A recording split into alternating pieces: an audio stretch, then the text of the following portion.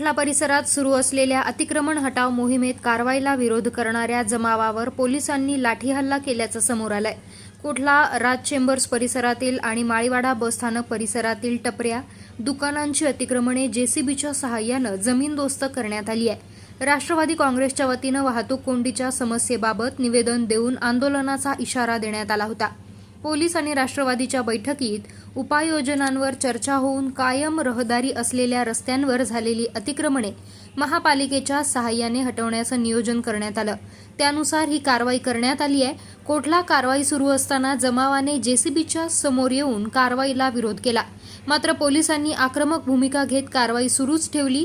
जमावाने तीव्र विरोध करण्याचा प्रयत्न करताच पोलिसांच्या पथकाने लाठीमार करत जमावाला पांगवलं। महापालिकेच्या पथकाने तेथील टपऱ्या आणि इतर अतिक्रमणे जेसीबीच्या सहाय्याने तोडून थेट जमीनदोस्त केलेत।